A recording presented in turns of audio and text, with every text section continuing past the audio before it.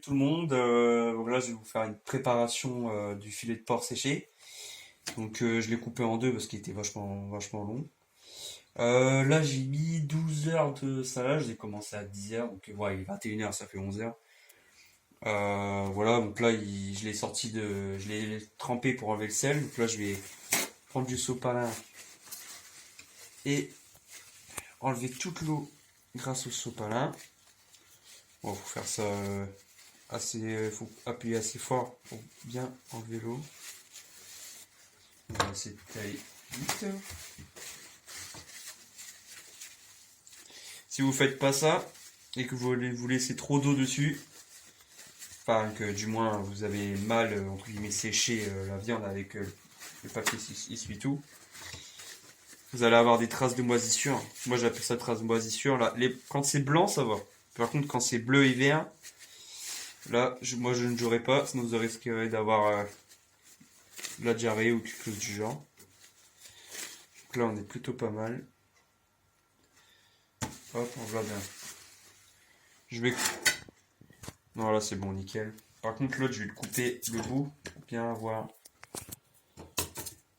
un endroit assez...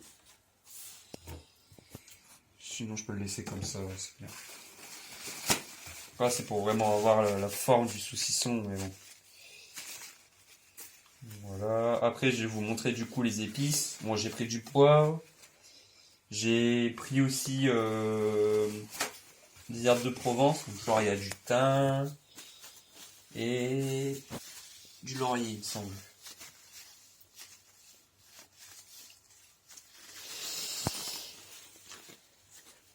Hop, tac tac, on fait un coup. Bon, faut prendre pas mal de sopalin. De toute façon, moi je vois que cette technique-là. Après, le coup du torchon, c'est pas fou parce que suffit que le torchon vous l'avez mal nettoyé, qu'il y a un centimètre carré de gras ou des trucs comme ça, bah ça va incorporer la viande et ça va complètement la.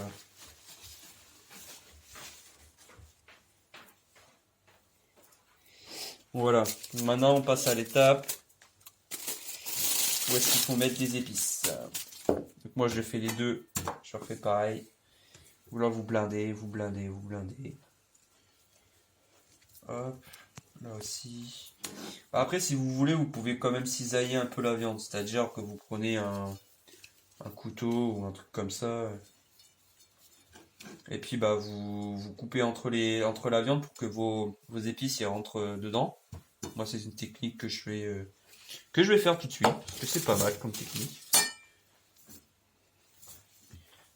Hop, de l'autre côté, tac. Voilà. Donc là, hop. Maintenant que c'est fait, je vais prendre deux torchons. Enfin, plutôt un pour l'autre. Voilà. Je vais mettre des tranches de thym par-ci par-là. En mettre un ici.